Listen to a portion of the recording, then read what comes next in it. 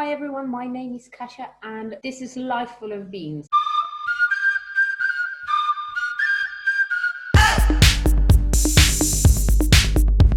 Today in Mindset Exchange, we are talking to Deborah from Melbourne in Lichfield, a brilliant coffee shop in the heart of Lichfield City. In this series, we share thoughts and actions of baristas, coffee shop owners, and anyone from coffee industry in hope to inspire all of you to make the plans for upcoming future, regardless of the situation.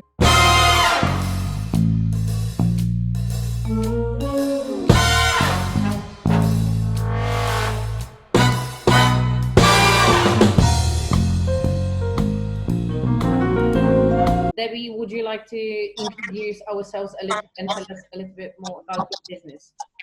I am Melbourne. I am in Lichfield. I am a cafe, predominantly a takeaway before we shut down, approximately with about 36 covers. And now I'm going to be takeaway with no covers. We've been operating for approximately 3 years, 2 years in the current site. And yeah, we're coffee, we're toasties, and we're primarily coffee, and that's where our passion is. Before coronavirus started, what was your main audience? I like to think that we don't have an audience. I've never really targeted anybody specifically because I don't think is it clever, is it not clever? But I can tell you what times different people would come in. So you're going to get your business, at the 6 to sort of 8 a.m.s. Then you're going to get your retailers from 8 to 9, and then thereafter from 9 to midday you're going to get perhaps your older retirees, and then lunchtime hits, you get your office workers. So I like to think that we've got the broad spectrum of clientele. So for all of you guys, just to make sure that you know exactly where Melbourne, Lichfield is, we're going to tag all the social links, websites, and everything else down below in the description. So don't forget to check them out. Subscribe and get some coffee from Debbie. That's from Deborah. Should I say Debbie or Deborah?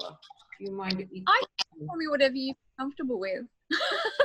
Okay. That's hospitality, isn't it? Yeah. If you Rachel, I'll go, yeah, sure. No, I look for you, Kasia, Debbs. Okay. Thanks. Call me Debbs. I feel special. No clapping. Too close to mic. Okay, so one of the questions I wanted to ask, well, we obviously have covered that before, but if you don't mind telling our listeners, why do you do what you do? Why are you in this industry? It's really easy. I was very miserable working my way up the corporate ladder, and I took a week out and I thought, what makes me happy? And coffee with all my friends made me happy. So I applied for some managerial work, albeit higher up in coffee. And then eventually I went, you know what, I just want to make coffee and have my own cafe. And I think 20 years experience, I thought, you know what, I deserve it. I can do this. Brilliant. I definitely think you do. And you're doing obviously a great job. Oh, thank you. Now with coronavirus, how is your business affected?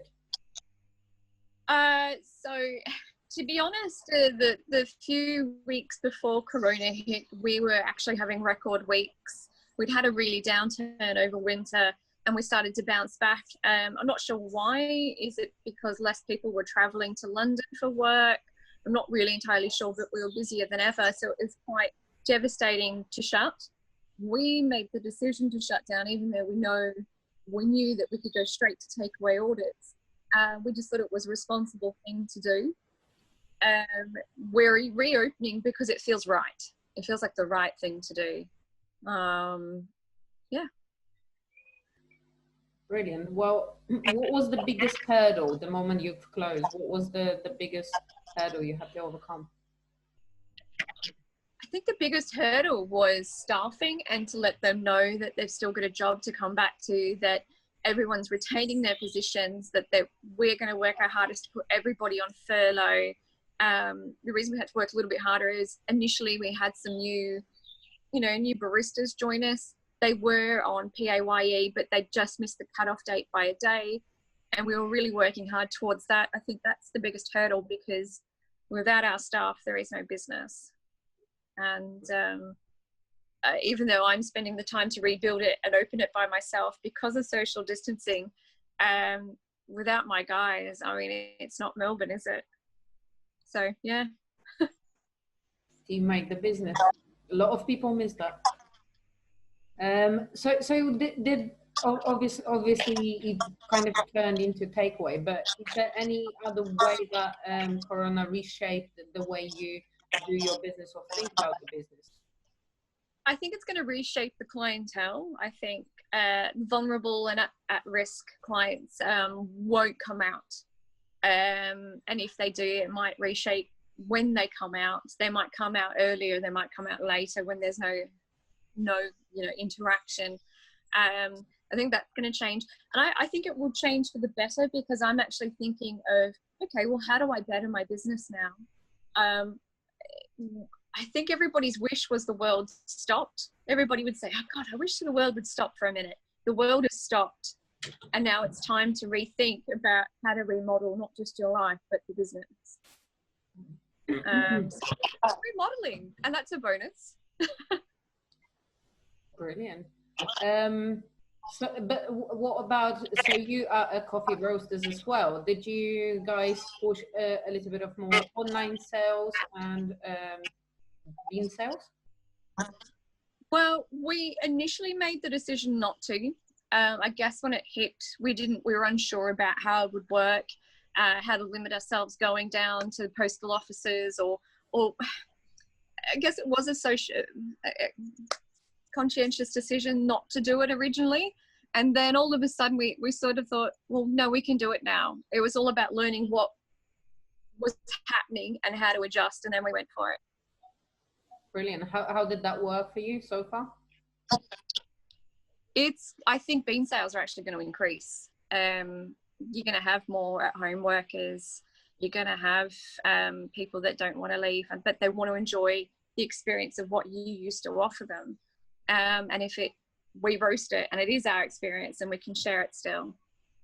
If restrictions are taken down, obviously some of them are step by step, do you already have any plans or strategies that you want to implement into bringing up the customers?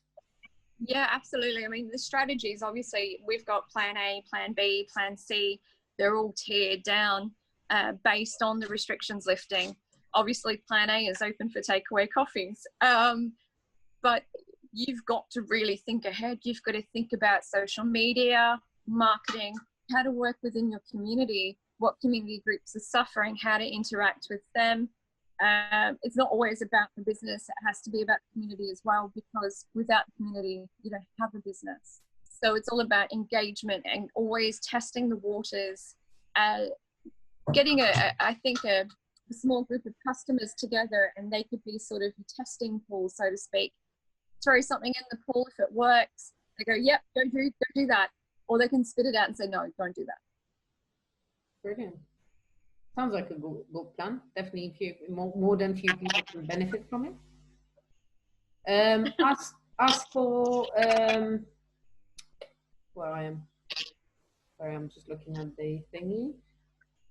So what's going to be your main focus now, apart from takeaways? Is there that one thing that you can pinpoint that you want to start doing, or you're doing already?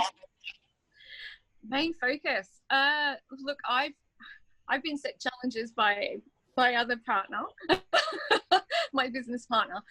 He set me challenges daily, weekly, monthly for the business. But he wants me to develop myself, all those ideas that I never did before the shop opened. He wants me to do them now. Like cooking, treats, reinventing, reinvigorating the menu. I mean, we always like to be inventive at Melbourne and sort of push the boundaries, and I think all of a sudden the training wheels are off and anything goes. So they're my biggest challenges at the moment, is to rip those wheels off and get crazy. Sounds good to me. Now, as for the positive outcomes, what would you say is a positive aspect of the whole mad situation? Well, see, the thing is that Lichfield may be a large city, but it's a small town for me. and watching other businesses not survive, I think that's the wrong word. I think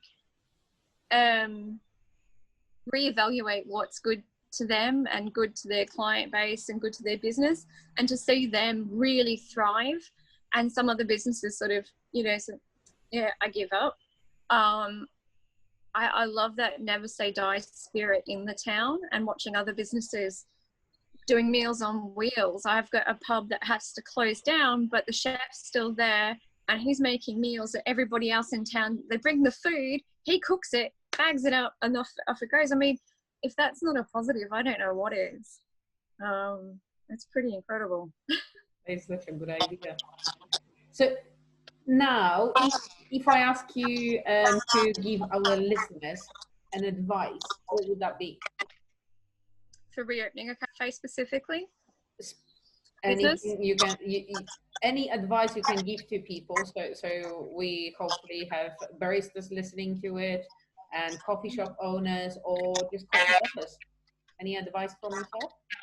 The biggest advice is, obviously outside of staying safe, would be is that we will survive.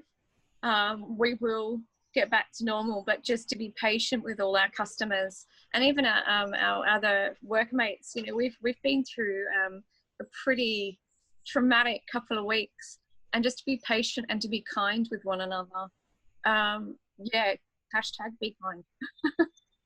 Nice. So I think that we made it. So we shall shoot off now and what Boris has to say. But guys, for all of you, thank you for watching, and thank you for having me, Debbs, in the first place. Thank you for making time to share your thoughts.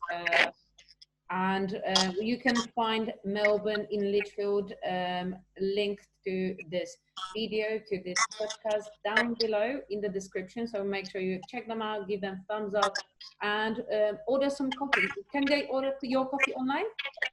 We're currently redoing the website, so it'll go live in a couple of weeks. Yeah. Brilliant. So there you go. Even more important for you guys to follow Debbie and be able to and turn on the notification, and that's on your side. You have to let everybody know. It's like, yay, we're online now. Yeah, absolutely. So once again, thank you very much. Fingers crossed now, and let's turn on TVs and see what Boris has to say. Beautiful. Thank you, darling. Thank you. I'll speak to you sooner than later. Take care of yourself.